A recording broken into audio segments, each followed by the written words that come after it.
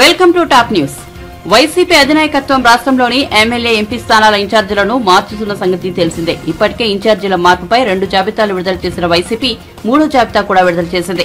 CM Jagan ను కలిసి వైసీపీలో చేరడంపై ప్రకటన చేసిన ఎంపీ కేశినేని నానికి విజయవాడ ఇన్ఛార్జిగా బాధ్యతలు అప్పగించారు. కేశినేని నాని టీడీపీకి అధికారికంగా రాజీనామా చేసినట్టు ఇంకా నిర్ధారణ కాలేదు.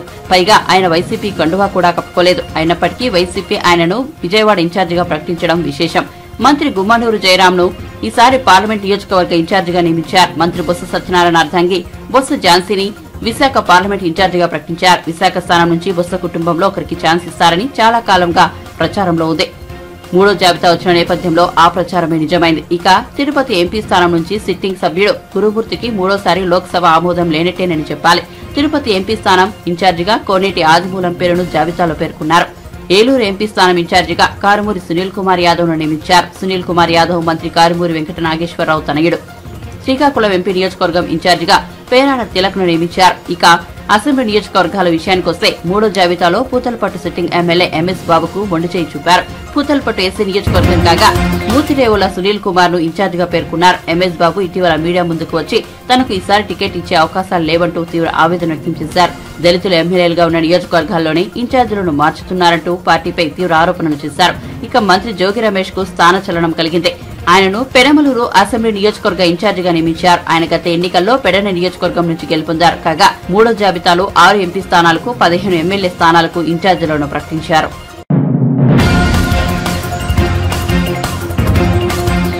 కార్యకర్తలెవరూ నిరుత్సాహపడాల్సిన అవసరం లేదని బీఆర్ఎస్ పార్టీకి బలమైన నాయకులు, అద్భుతమైన నాయకత్వం ఉందని అనుబంధ సంఘాలను బలోపేతం చేస్తామని బీఆర్ఎస్ వర్కింగ్ ప్రెసిడెంట్ కేటీఆర్ స్పష్టం చేశారు. తెలంగాణ భవన్ లో మహబూబాబాద్ పార్లమెంట్ నియోజకవర్గ సన్నాహక సమావేశంలో ఆయన మాట్లాడారు. కాంగ్రెస్ తప్పుడు ప్రచారం నమ్మి ప్రజలు గొప్పగా పనిచేసిన బీఆర్ఎస్ నాయకులను కూడా తిరస్కరించారని ఆవేదన వ్యక్తం చేశారు. 9.5 ఏళ్లలో 6,47,479 రేషన్ కార్డులు, 46 లక్షల పింఛన్లు, దేశంలో అత్యధిక ప్రభుత్వ ఉద్యోగాలు, అత్యధిక వేతనాలు ఇచ్చింది బీఆర్ఎస్ ప్రభుత్వమేనని అన్నారు. కానీ చెప్పుకోలేదు. ప్రచారంలో చేసుకోవడంలో విఫలమయ్యామని, అందుకే కాంగ్రెస్ పార్టీ అబద్దాల ముందు అభివృద్ధి ఓడిపోయిందని అన్నారు. పన్నుల మీద కంటే ప్రచారం మీద ఫోకస్ చేసి ఉంటే గెలిచేవాళ్లమని స్పష్టం చేశారు.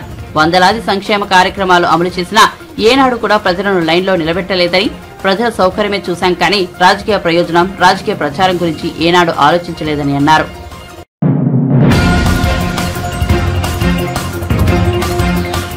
అధికారంలో ఉన్నానన్న అహంకారంతో వ్యవస్థలను అడ్డం పెట్టుకుని చంద్రబాబుపై జగన్మోహన్ రెడ్డి పెట్టించిన తప్పుడు కేసులని న్యాయస్థానాల్లో వీగిపోతున్నాయని, జగన్ భార్య నుంచి రాజ్యాంగాన్ని, వ్యాయాన్ని కాపాడుతున్న న్యాయ వ్యవస్థను మనస్ఫూర్తిగా అభినందిస్తున్నామని టీడీపీ సీనియర్ మంత్రి ఆలపాటి రాజేంద్ర ప్రసాద్ అన్నారు. మంగళగిరిలోని పార్టీ జాతీయ కార్యాలయంలో ఆయన విలేకరులతో మాట్లాడుతూ ప్రజలు ఇచ్చిన అధికారంతో రాష్ట్రాన్ని దోచుకుని లక్షల కోట్లు దాచుకున్న జగన్మోహన్ రెడ్డి ప్రజల్ని మాయమాటలతో మభ్యపెడుతూ తన దుర్మార్గపు చర్యల్ని విపిన్స్ గా సమర్థించుకుంటున్నారని విమర్శించారు. అక్రమ కేసులు పెట్టించినంత మాత్రాన దొంగ దొరవడు, దొర దొంగ కాబోదని ఆలపాటి అన్నారు. నిప్పు లాంటి చంద్రబాబు తప్పు చేశారని నిరూపించడం వైఎస్ వల్లే కాలేదు, జగన్ వల్ల ఏమవుతుందన్నారు.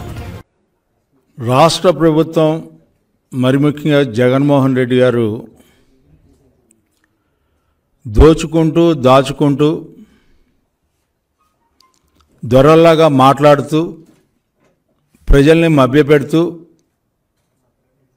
చివరికి ప్రతిపక్ష నేత మీద అక్రమ కేసులు బనాయించి అక్రమంగా నిర్బంధం చేయటం,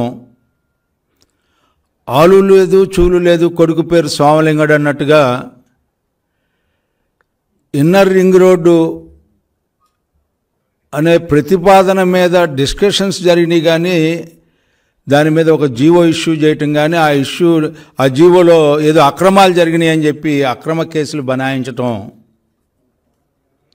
దానికి స్వయంగా మంగళగిరి శాసనసభ్యులు ఆళ్ల రామకృష్ణారెడ్డి గారు ఏదో జరిగిపోయింది, ఇక్కడ పెద్ద ఎత్తున అవినీతి పాల్పడ్డాడు మాజీ ముఖ్యమంత్రి చంద్రబాబు నాయుడు గారు అని చెప్పి హైకోర్టులో ఇంత చెత్త కేసు న్యాయశాస్త్ర పరంగా చూసినట్లయితే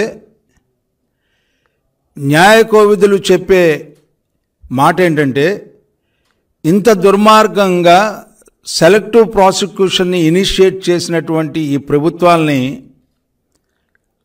ఏమనాలో అర్థం కావట్లేదు. ఈ రోజున అంబేద్కర్ గారు రాసినటువంటి రాజ్యాంగానికే విఘాతం కలిగించేలాగా, రాజ్యాంగం లోపున న్యాయశాస్త్రాలని భిన్నంగా ఈ రోజున వ్యవహరిస్తూ అక్రమ కేసులు బనాయించడం అనేది ఎంత దుర్మార్గం అంటే, ఈ రోజున ఇన్నర్ రింగ్ రోడ్ కేసులో ఎలాంటి ఆధారం చూపించలేదు అని చెప్పే భావనకి న్యాయస్థానాలు వచ్చినాయి అంటే, మీరు అసలు ఏమి ఆలోచించి ఇలాంటి కేసులు పెడతా ఉన్నారు? దేనికి పెడతా ఉన్నారు? అంటే ఈ రోజున మీ నాయనే నిరూపించలేకపోయాడు. ఎన్నో కమిషన్లు వేసి ఎక్కడ కూడా అవినీతి మచ్చ అనేది అంటకుండా బయటకు వచ్చినటువంటి వ్యక్తి 15 సంవత్సరాలు ముఖ్యమంత్రిగా చేసి 15 సంవత్సరాల పైగా ప్రతిపక్ష నేతని ఈ రోజున మీరు ప్రజల్లో నమ్మించాలి, ప్రజల్లో ఏదో జరుగుతుందని చెప్పి భ్రమ కల్పించాలని చెప్పే ప్రయత్నం ఇంతకంటే దుర్మార్గం ఏముంటుందండి? ప్రజాస్వామ్యాన్ని అపహాస్యం చేస్తున్నటువంటి న్యాయశాస్త్రాన్నిలో ఉన్నటువంటి ప్రొసీజరల్ ఇర్రెగ్యులారిటీస్ని అడ్డం పెట్టుకొని మీరు నడుస్తున్నటువంటి నడత సామాన్య మానవుడికి ఒక అభద్రతాభావం కలిగే విధంగా మీ వ్యవహారం ఉంది. అదేవిధంగా రెండో కేసు మద్యం కేసు.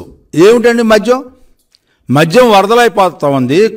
కల్తీ మద్యాన్ని అమ్ముతూ ఉన్నారు. కొన్ని వందల మంది చనిపోతూ ఉన్నారు. ఆరోగ్యం దెబ్బతింటూ ఉంది. అలాంటి మద్యాన్ని మీరు అమ్మిస్తూ బ్రూవరేజెస్ కార్పొరేషన్లో ప్రివిలేజ్ ఫీజుని ఇనిషియేట్ చేసే విషయంలో ముఖ్యమంత్రికి సంబంధం ఉందని చెప్పి ఒక పక్కన మంత్రి ఎవరి మీద అయితే మీరు బెయిల్కి ఆయన అప్లై చేసుకున్న దాంట్లో చాలా స్పష్టంగా అఫిడవిట్లో పొందుపరచడం జరిగింది. ముఖ్యమంత్రికి ఇందులో సంబంధం లేదు, అధికారులకేనో మాకే సంబంధం, ఫైల్ అనేది ముఖ్యమంత్రికి వెళ్ళలేదు అని చెప్పి చాలా స్పష్టంగా చెప్పినా కూడా మీరు అక్రమంగా ప్రతిపక్ష నేత మీద, ఆనాటి ముఖ్యమంత్రి చంద్రబాబు నాయుడు గారి మీద కేసు పెట్టారంటే మీ యొక్క ఆలోచన అందరికీ అర్థమవుతూ ఉంది. ఎవరన్నా బయట వ్యక్తులు ఎవరన్నా పెట్టారా? నష్టం జరిగిన వ్యక్తులు ఎవరన్నా పెట్టారా? ఇందులో ఎవరికి నష్టం జరిగిందని మీరు పెట్టారు? ప్రభుత్వానికి నష్టం జరిగిందా? ప్రభుత్వానికి నష్టం కలిగించే ప్రతి అంశం కూడా ఈ 4 సంవత్సరాల 9 నెలల కాలంలో వ్యవహరించిన విధానం ఎవరైనా చేశారంటే జగన్మోహన్ రెడ్డి గారి ప్రభుత్వం అని చెప్పి చాలా స్పష్టంగా చెప్పొచ్చు అనేక అంశాల్లో.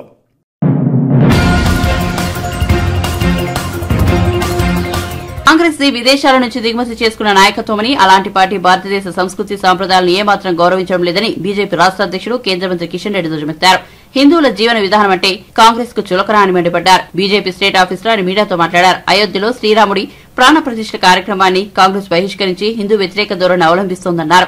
ఈ నెల 22న జరగనున్న రామ మందిర ప్రారంభోత్సవం కార్యక్రమం అంటే కాంగ్రెస్ కు ఎందుకంత కంటగింపు, ఎందుకు ఆడిపోసుకుంటుంది? కాంగ్రెస్ అధ్యక్షుడు మల్లికార్జున ఖర్గే, ఆ పార్టీ అగ్రనేత సోనియా గాంధీ లోక్సభలో కాంగ్రెస్ పక్ష నేత అజీర్ రంజన్ చౌదరిని శ్రీరామ తీర్థ క్షేత్ర ట్రస్ట్ ఆహ్వానించింది. ఈ ఆహ్వానాన్ని కాంగ్రెస్ పార్టీ తిరస్కరించడం వారి దివాలా కోరుతనమే అని ఫైర్ అయ్యారు.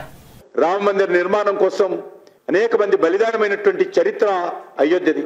కానీ కాంగ్రెస్ పార్టీ గత 75 సంవత్సరాలుగా రాముడి యొక్క ఉనికినే కొట్టివేసినటువంటి చరిత్ర కాంగ్రెస్ పార్టీ. సుప్రీంకోర్టులో, అలహాబాద్ కోర్టులో దీనికి సంబంధించినటువంటి న్యాయస్థానాల ముందు వాదనలు జరుగుతున్నప్పుడు అయోధ్య సమస్య పరిష్కారం కాకూడదని, అయోధ్యలో రాముడి ఆలయ నిర్మాణం కాకూడదని, అసలు రాముడు అనేటువంటి వాడు ఉన్నాడా, అసలు అయోధ్య ఏంటి, రాముడేంటి, అనేక రకాల వితండ వాదాలు చేస్తూ అఫిడవిట్ దాఖలు చేసినటువంటి చరిత్ర కాంగ్రెస్ పార్టీ హయాంలో ఆనాటి ప్రభుత్వాలది. చివరకు దేశ ప్రజల యొక్క ఆకాంక్షలను దృష్టిలో పెట్టుకుని, చరిత్రలో జరిగినటువంటి వాస్తవాలను దృష్టిలో పెట్టుకుని సుప్రీంకోర్టు తీర్పునిస్తే ఆ తీర్పును కూడా కాంగ్రెస్ పార్టీ మరి జీర్ణించుకోలేనటువంటి దుర్మార్గపు ఆలోచనతో కాంగ్రెస్ పార్టీ పనిచేస్తా ఉంది. కాంగ్రెస్ పార్టీకి బహిష్కరించడం అలవాటైంది.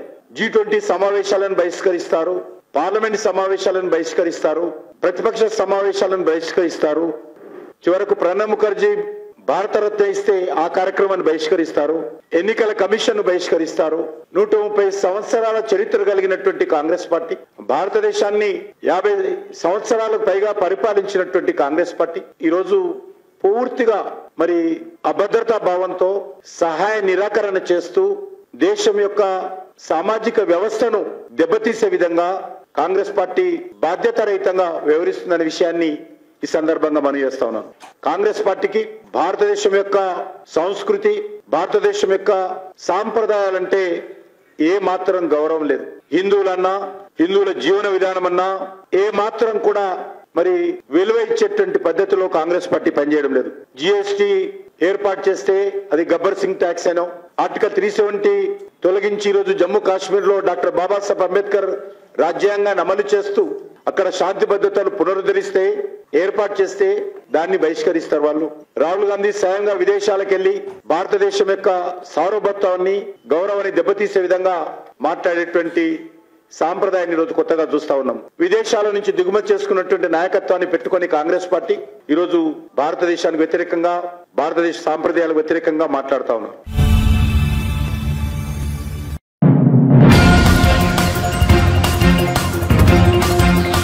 కాంగ్రెస్ పార్టీలో అప్పుడే కుమ్ములాటలు మొదలయ్యాయి. మంత్రి పొంగులేటి శ్రీనివాసరెడ్డి తానే రెండో స్థానం అంటున్నారు. 2028లో బీఆర్ఎస్ పార్టీని అధికారంలోకి వస్తుందని స్టేషన్ గన్పూర్ ఎమ్మెల్యే కడియం శ్రీహరి అన్నారు.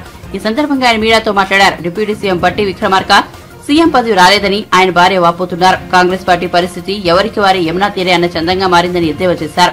కాంగ్రెస్ 420 హామీలు నెరవేర్చే పరిస్థితి లేదన్నారు. బీఆర్ఎస్ లో కేటీఆర్, హరీష్ రావు, కృష్ణార్జులని స్పష్టం చేశారు. కార్యకర్తలకు అగ్రనాయకత్వం అందుబాటులో ఉండాలని ఆయన తెలిపారు. దళిత బంధు పథకాన్ని ఆపడం సరికాదని హితవు పలికారు. ఇప్పటికైనా లబ్దిదారులకు పథకాన్ని వర్తింపచేయాలని ఆయన సూచించారు. పార్లమెంటు నియోజకవర్గాల వారీగా ఎన్నికల ఫలితాలపైన విశ్లేషణ చేసుకుంటూ రేపు జరగబోయే లోక్సభ ఎన్నికలలో పార్టీ ఏ రకంగా పనిచేయాలి, కార్యకర్తలు ఏ రకంగా ముందుకు వెళ్ళాలి అనే దిశానిర్దేశం చేయడానికి మేము సమీక్షలు నిర్వహించుకుంటున్నాం. అందులో భాగంగా ఈరోజు వరంగల్ లోక్సభ సమీక్షా సమావేశం జరిగింది. వరంగల్ లోక్సభ పరిధిలోని 7 అసెంబ్లీ సెగ్మెంట్లకు సంబంధించిన మా పార్టీ ప్రతినిధులందరూ మొన్నటి శాసనసభ ఎన్నికల్లో పోటీ చేసిన అభ్యర్థులు, వివిధ స్థాయిల్లో ప్రజాప్రతినిధులుగా పనిచేస్తున్నవారు, పార్టీ శ్రేణులు దాదాపు ఈరోజు 1000 మంది వరకు ఈ సమీక్షలో పాల్గొనడం జరిగింది. ఉదయము 11:30కు ప్రారంభమైన ఈ సమావేశం సాయంకాలం 5 గంటల వరకు కూడా కొనసాగింది. పార్టీ శ్రేణుల నుండి, నాయకుల నుండి అనేక సలహాలు, సూచనలు వచ్చినాయి. ప్రధానంగా అమూల్యమైన సూచనలు, సలహాలు కూడా వచ్చాయి. పార్టీ చాలా బలంగా ఉంది. కేసీఆర్ నాయకత్వాన్ని ప్రజలు ఇప్పటికీ బలంగా నమ్ముకుంటున్నారు, విశ్వసిస్తున్నారు. చిన్న చిన్న పొరపాట్ల వల్ల మనము అధికారాన్ని కోల్పోయాం. కుంగిపోవాల్సిన అవసరం లేదు, పుంజుకొని ముందుకు వెళ్ళాలి అనేదే కార్యకర్తల యొక్క సలహా, సూచన. ప్రధానంగా సంస్థాగతంగా పార్టీ బలహీనంగా ఉన్నది. 10 సంవత్సరాలు ప్రభుత్వంలో ఉండి పార్టీ నిర్మాణాన్ని కొంత మనం పట్టించుకోలేదు. ప్రతిపక్షంగా ఉన్నాము కాబట్టి నిర్మాణం పైన దృష్టి పెట్టాలి, సంస్థాగతంగా పార్టీని బలోపేతం చేయాలి అనేది చాలా ప్రధానమైన సూచన ఈరోజు వచ్చింది. అంతేకాకుండా పార్టీలో బూత్ స్థాయి నుంచి మొదలుకొని రాష్ట్ర స్థాయి వరకు ఉండే కమిటీల మధ్యన సరి అయిన సయోధ్య ఉండాలి, సమన్వయం ఉండాలి. ఈ చైన్ అనేది పటిష్టంగా ఉంటేనే పార్టీ బలంగా ఉంటుంది అనే సూచన వచ్చింది. మూడవది, జిల్లా పార్టీ కార్యాలయాలు అనునిత్యము పనిచేసే విధంగా మనము కార్యాచరణ రూపొందించుకోవాలి. జిల్లా పార్టీలను పటిష్టం చేయాలి, జిల్లా పార్టీ శాఖలను పటిష్టం చేయాలి, మండల పార్టీ శాఖలను పటిష్టం చేయాలి. విశ్వవిద్యాలయాల వారీగా విద్యార్థులతోని సమావేశాలు నిర్వహించాలి. ఎక్కడైతే పొరపాటు జరిగిందో ఆ పొరపాటు సరిదిద్దుకునే విధంగా ముందుకు వెళ్ళాలి అని కార్యకర్తలు సలహాలు ఇవ్వడం జరిగింది. దానిపైన మా పార్టీ వర్కింగ్ ప్రెసిడెంట్ గారు కూడా చాలా సానుకూలంగా స్పందించారు. ఇక నుంచి పార్టీ నిర్మాణం పైన దృష్టి పెడతాం. కార్యకర్తలందరినీ కూడా, నాయకులను, కార్యకర్తలను గుర్తించడం జరుగుతుంది. జిల్లా పార్టీ కార్యాలయాలు కూడా ఇక నుంచి పటిష్టంగా పనిచేస్తాయని చెప్పి కూడా వారు విశ్వాసాన్ని కార్యకర్తలకు ఇచ్చారు. అదేవిధంగా రేపు జరగబోయే లోక్సభ ఎన్నికలలో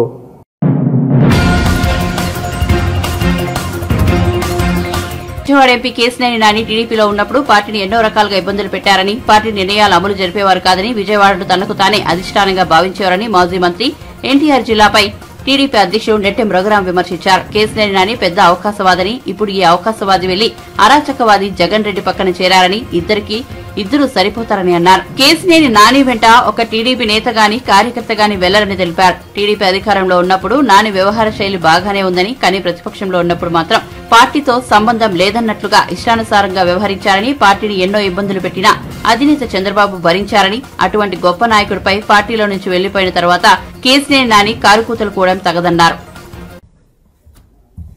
గత వారం రోజులుగా కృష్ణా జిల్లాలో ఉమ్మడి కృష్ణా జిల్లా ప్రత్యేకించి ఎన్టీఆర్ జిల్లా రాజకీయంగా చాలా మాటలు వినపడుతూ ఉన్నాయి. కేశినేని నాని గారు ఆయన పార్టీని వీడిపోవటం, తదనంతర పరిణామాలు చర్చకు వస్తూ ఉన్నాయి. నాని గారు మాట్లాడారు, అలాగనే వారు చెప్పినటువంటి మాటలకి వ్యతిరేకంగా కౌంటర్ కూడా చాలామంది మాట్లాడారు.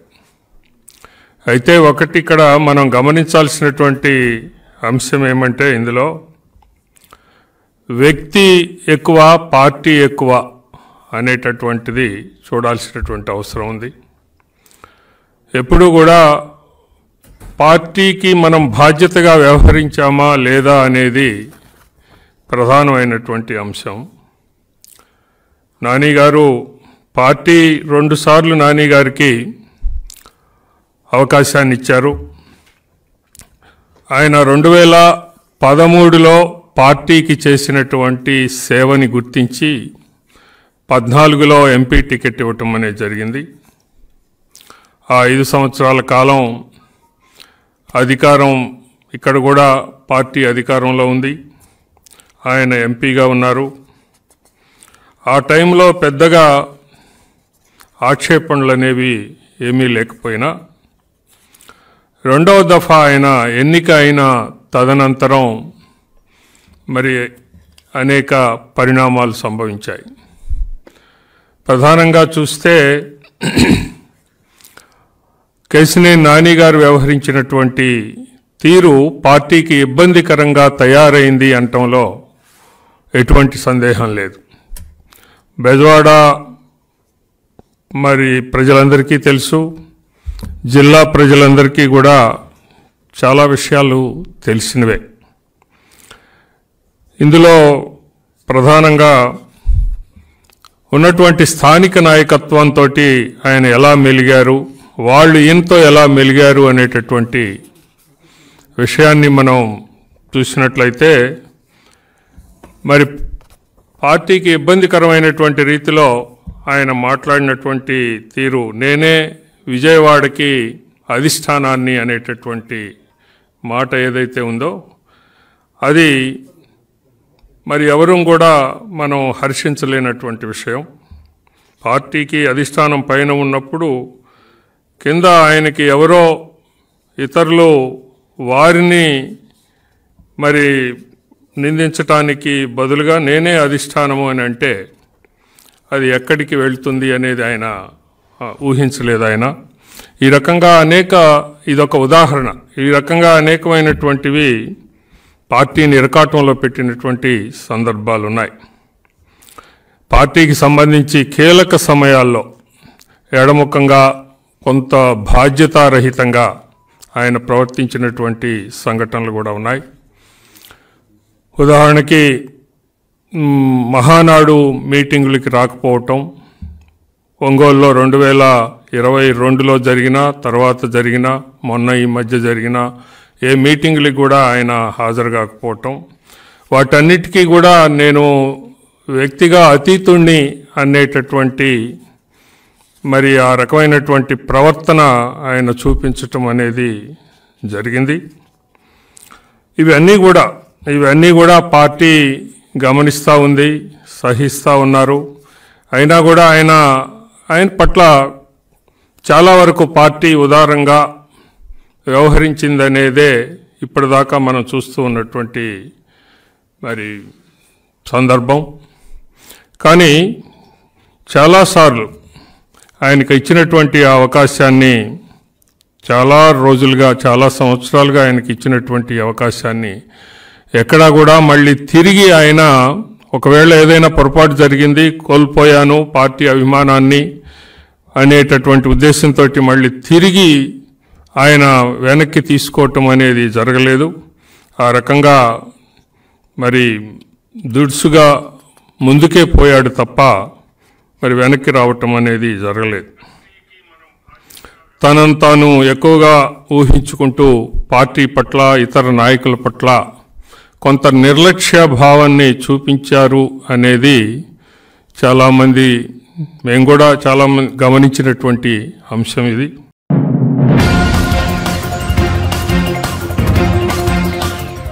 తెలంగాణలో కాంగ్రెస్ ప్రభుత్వంపై మాజీ వ్యవసాయ శాఖ మంత్రి సింగిరెడ్డి నిరంజన్ రెడ్డి తీవ్ర విమర్శలు చేశారు. తెలంగాణ భవన్లో మీడియాతో మాట్లాడుతూ ధాన్యం కొనుగోలు కేంద్రాల్లో కొనుగోలు చేసిన ధాన్యానికి ప్రభుత్వం డబ్బులు చెల్లించడం లేదని మండిపడ్డారు. వరి కొనుగోలు డబ్బులు కాంగ్రెస్ ప్రభుత్వం హామీ ఇచ్చిన విధంగా బోనస్ తో కలిపి ఇవ్వాలని డిమాండ్ చేశారు. రైతు బంధు అంశాన్ని ప్రభుత్వం పరిహాసం చేస్తోందని సీరియస్ అయ్యారు. గోదావరి బేసిన్ లో యాసంగి సాగుకు నీరు ఇస్తారో లేదో చెప్పాలని డిమాండ్ చేశారు. యాసంగి పంట చేతికి వచ్చే నాటికి ప్రభుత్వం మద్దతు ధరతో కొనుగోలు చేయాలని కోరారు. వరంగల్, ఖమ్మం, మిర్చి యార్డుల్లో ధరలు పడిపోయాయన్నారు. ప్రభుత్వం నియంత్రించి ధరలు తగ్గకుండా చూడాలని తెలిపారు. 1000 కోట్ల రూపాయలు ఇవ్వకుండా తాత్సారం ఎందుకు చేస్తుంది సర్కారు? అందుకే మేము డిమాండ్ చేస్తా ఉన్నాం. బీఆర్ఎస్ పార్టీగా రైతాంగం తరఫున తక్షణమే రైతులకు ఇవ్వవలసినటువంటి వరి కొనుగోలు చేసినటువంటి వానాకాలం వరి కొనుగోలు చేసినటువంటి ధాన్యపు డబ్బులు 1000 కోట్లు చెల్లించవలసి ఉంది. ఇవి బోనస్ తో కలిపి ఇవ్వాలని చెప్పి డిమాండ్ చేస్తా ఉన్నాం. సరే, అంతకు ముందు మీరు ఖరీదు చేసిన వాటికి అప్పటికే ఖరీదు చేసినారు, అప్పటికే రైతులు అమ్ముకున్నంటే కొద్దిసేపటికి అర్థం చేసుకోవచ్చు. కానీ ఇప్పుడు పెండింగ్ ఏవైతే పేమెంట్స్ ఉన్నాయో ఖచ్చితంగా వాటికి బోనస్ కలిపియాలని చెప్పి మేము డిమాండ్ చేస్తా ఉన్నాం. రైతు బంధుకు సంబంధించి చాలా నాన్ సీరియస్ గా, ఓ రకంగా చెప్పాలంటే పరిహాసపు మాటలు మాట్లాడుతున్నట్లు కనిపిస్తా ఉంది. ఎవరు ఏం మాట్లాడుతున్నారో ప్రభుత్వ పెద్దలు, ఎవరి మాటల్ని ఎట్లా అర్థం చేసుకోవాలనో రైతాంగం గందరగోళానికి గురవుతా ఉంది. 27వ తేదీన, గత నెల 27వ తేదీన సాక్షాత్ ముఖ్యమంత్రి గారు ఏమంటారంటే, ఇదివరకే వేసినాం కదా రైతు బంధు రైతులకు అని మాట్లాడతారు. అంటే రాష్ట్రంలోని ప్రజలు, రైతులంతా తిక్కోళ్ళు అన్నట్టు. ఇదివరకే వేసినాం కదా రైతు బంధు అయిపోయింది కదా, వేసినాం కదా అని మాట్లాడతారు దబాయించి. ఇది ఎక్కడ న్యాయమండి? రైతులకు డబ్బులు వేయకుండా వేసినామని ఎవరు మాట్లాడతారా? ఆ తర్వాత మొన్న 9వ తారీఖు నాడు సాక్షాత్ ఉప ముఖ్యమంత్రి గారు భట్టి గారు వారు మాట్లాడుతూ, ఉప ముఖ్యమంత్రి గారు మాట్లాడుతూ అందరికీ వచ్చింది రైతు బంధు అన్నారు. మీడియాలో వచ్చిన మాట చెప్తున్నాను, ఆయన మాట్లాడిన మాట చెప్తున్నాను. సమాచారం లేకుండానే మాట్లాడతారా? సమాచారం తీసుకోకుండానే మాట్లాడతారా? ఆర్థిక శాఖను సంప్రదించకుండానే చెప్తారా? వీరి ఆదేశాలు లేకుండానే, ముఖ్యమంత్రి గారి, ఆర్థిక మంత్రి గారి ఆదేశాలు లేకుండానే ఆర్థిక శాఖ విడుదల చేస్తుందా? వ్యవసాయ శాఖ రైతాంగాన్ని పంపిస్తుందా? ఇదే ఎక్కడ చూద్దాం అండి. నిన్నటికి నిన్న సాక్షాత్తు వ్యవసాయ శాఖ మంత్రి గారు పుణ్యం కట్టుకోవాలో మీరు ఒక్కరు నిజాయితీగా చెప్పారు. సంక్రాంతి తర్వాత రైతులకు రైతు బంధు ఇస్తామని నిన్న తుమ్మల నాగేశ్వరరావు గారు నిన్న చెప్పారు. మరి ఎవరి మాట సత్యం అన్నట్లు? ఇప్పటిదాకా వేయలేదు కాబట్టి, 1 ఎకరాలోపు ఉండేటువంటి రైతులకు మాత్రమే వేసిండ్రు కాబట్టి, మిగతావన్నీ వేయలేదు కాబట్టి, ఇవాళ తుమ్మల గారు చెప్పింది ఒకటే వాస్తవమైన మాట. ఈ రోజుకి ఈ అంశంలో ఇంత బాధ్యత రైతాంగం ఎట్లా చెప్తారు? మరి రాష్ట్ర రైతులు డబ్బులు పడ్డాక కూడా పడలేదంటారు ఎవరన్నా? డబ్బులు వేసే ఆధారం ఉండదా? ఆన్లైన్ కాదా వేసేది? బ్యాంకుల ద్వారానే అకౌంట్లకి కదా వేసేది? ఇంత పచ్చిగా ప్రజల్ని వంచిస్తారా? వేయకుండానే వేసినామని చెప్తారా? రుణమాఫీ ఎదల్చించుకొని చెప్తే ఇప్పుడు పోయి తెచ్చుకోండి బ్యాంకులో అర్జెంటుగా 2 లక్షల రూపాయలు నేను రాగానే 9వ తారీఖు నాడు మాఫీ చేస్తా అని చెప్తే ఒక్క బ్యాంకు పైసలు ఇస్తలేదు 2 లక్షల రూపాయలు. ఏ రైతు పోయినా కూడా అటు బ్యాంకులలో రాక మీ మాట నమ్ముకొని మళ్ళీ రైతాంగం వడ్డీ వ్యాపారులతోనికి బాట కట్టాల్సిన దుస్థితి ఏర్పడతా ఉంది. ఎందుకు ఈ రకంగా ఉద్దేశపూర్వకంగా పక్కదారి పట్టేయాలి రైతుల్ని? ఎందుకు ఆశలు కల్పించాలి? ఎందుకు వాళ్ళకు భ్రమలు కల్పించాలి? ఆనాడే చెప్పినాం మేము, స్వార్థమైన రాజకీయం కోసము ఆచరణ సాధ్యం కానటువంటి హామీలు ఇవ్వడం ద్వారా ప్రజల్ని భవిష్యత్తులో మీరు వంచిస్తారు, ఇది సాధ్యం కాదు అని చెప్పినాం. ముమ్మాటికి అవుతుందని చెప్పినారు. ఒక్కరికి రాష్ట్రంలో ఇలా రుణమాఫీ చేయలేము. మీరు 9వ తారీఖు, పోయిన నెల 9వ తారీఖు నాడు చేస్తామన్నది నెల రోజులు గడిచిపోయింది, ఒక్క రైతుకు రుణమాఫీ చేయలేదు. ఒక్కటంటే ఒక రైతు చేస్తే రాష్ట్రంలో ఏదైనా రైతుకు రుణమాఫీ 2 లక్షలు చేసినట్లుంటే ఆధారం చూపమనండి రేపే. అదేవిధంగా మేము ప్రభుత్వం నుంచి స్పష్టత కోరుతున్నాం, ఇరిగేషన్ శాఖ నుంచి కానీ మొత్తం రాష్ట్ర ప్రభుత్వం నుంచి కానీ. కృష్ణాలో నీళ్లు లేవు, కృష్ణా బేసిన్ లో. సదరన్ తెలంగాణలో పోయినసారి వర్షపాతం తక్కువ నమోదైన సంగతి అందరికీ తెలుసు, రైతులు కూడా అర్థం చేసుకున్నారు. అందుకే వాళ్ళకి నచ్చిన పంటలు భూగర్భ జలాల మీద ఆధారపడి చెరువులు కుంటల కింద అందుబాటులో ఉన్న మేరకే వాళ్ళు పంటలు వేసుకుంటున్నారు. కానీ గోదావరి బేసిన్ లో ఉండేటువంటి జిల్లాల్లో మాత్రం కాళేశ్వరం నీళ్ల ద్వారా ఆల్రెడీ ఇప్పుడు రిజర్వాయర్స్ లో నీళ్లు ఉన్నాయి. అది బిడ్మానేర్ కావచ్చు, రంగనాయక సాగర్ కావచ్చు, మల్లన సాగర్ కావచ్చు, కొండపోచమ్మ కావచ్చు. ఈ గోదావరి బేసిన్ లో ఉండేటువంటి ఈ రిజర్వాయర్స్ లో ఆల్రెడీ కాళేశ్వరం నుంచి లిఫ్ట్ చేసినటువంటి నీళ్లు అందుబాటులో ఉన్నాయి. వానాకాలం పంటలకు ఇయ్యంగా కూడా ఈసారి యాసంగి సీజన్ కు సరిపోయే మందం నీళ్లు ఉన్నాయి. రాష్ట్ర ప్రభుత్వం ఈ యాసంగికి గోదావరి బేసిన్ లో ఉండేటువంటి ఆయా జిల్లాల రైతాంగానికి సాగునీళ్లు ఇస్తుందా ఇవ్వదా స్పష్టం చేయాలి. రైతులకి అందరూ కూడా పరచొద్దు. రైతులు ఇదివరకే నార్లు పోసుకొని ఉన్నారు, నీళ్లు ఉన్నాయి కదా అని. కాబట్టి తక్షణమే స్పష్టత ఇవ్వాలి రాష్ట్ర ప్రభుత్వం. నీళ్లు లేవని కాదు, నీళ్లు ఉన్నాయి, రిజర్వాయర్లు ఇప్పుడు ఉన్నాయి. ఇదేం దాచిపెట్టే అంశం కాదు కదా. లేని నీళ్ళని మేము ఉన్నాయని చెప్పలేం కదా. ఏమందం ఉన్నాయి, ఒక్కో రిజర్వాయర్లో ఇంపౌండింగ్ కెపాసిటీ ఎంత, ఇప్పుడు స్టోరేజ్ ఎంత ఉందని తెలుస్తుంది కదా. ఆడిపోతే ఫిజికల్ గా పోతే ఏమైనా డిస్ప్యూట్ చేయదలుచుకుంటే. కాబట్టి గోదావరి జలాలను ఈ యాసంగికి ఇచ్చేటువంటి విషయంలో రాష్ట్ర ప్రభుత్వం తక్షణమే రైతాంగానికి స్పష్టతనివ్వాలి. అదేవిధంగా మేము ముందుగానే హెచ్చరిస్తున్నాము, రేపు యాసంగి పంట వచ్చే నాటికి ఒకవేళ అన్ని పంటలు వచ్చే నాటికి అన్ని పంటల విషయంలో కూడా వీళ్ళు ఇంటర్వెన్షన్ గురించి ప్రస్తావించారు వాళ్ళ హామీలలో. కాబట్టి రేపు యాసంగి పంట హార్వెస్ట్ అయ్యి వచ్చే నాటికి పార్లమెంట్ ఎన్నికలకు సంబంధించినటువంటి కోడ్ ఉంటుంది అనేటువంటిది మళ్ళా తప్పించుకోగలరు. మీరు తప్పించుకునే ప్రయత్నాలు చేయకుండా ముందస్తుగానే యాసంగికి ఇచ్చేటువంటి సన్నద్ధతను ఇది ఇప్పుడే ప్రకటించండి.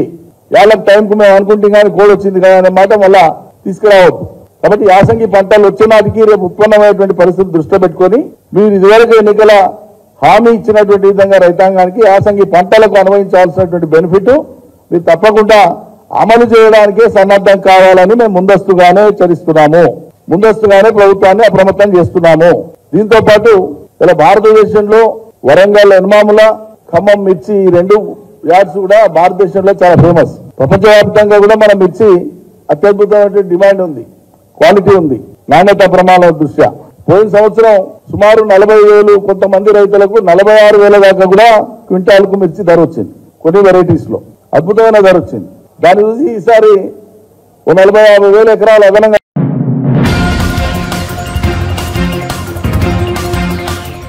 మొహాలీలో ఆఫ్ఘనిస్తాన్ తో జరిగిన టీ20 మ్యాచ్ లో టీమిండియా 6 వికెట్ల తేడాతో ఘనంగా నెగ్గింది. తద్వారా 3 మ్యాచ్ల సిరీస్ లో గెలుపు బోని కొట్టింది. ఆఫ్ఘనిస్తాన్ నిర్దేశించిన 159 పరుగుల విజయ లక్ష్యాన్ని టీమిండియా 17.3 ఓవర్లలో 4 వికెట్లు కోల్పోయి ఛేదించింది. యువ ఆటగాడు శివం దుబే భారీ షాట్లతో విరుచుకుపడ్డాడు. దుబే 40 బంతుల్లో 5 4లు 2 6లు 60 పరుగులు చేయడం విశేషం.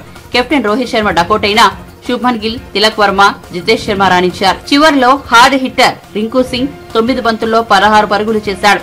శివం దుబే, రింకు సింగ్ అజేయంగా నిలిచారు. చివర్లో నవీనుల్ హక్ బౌలింగ్ లో దుబే వరుసగా 6-4 కొట్టి టీమిండియాకు విజయాన్నందించారు.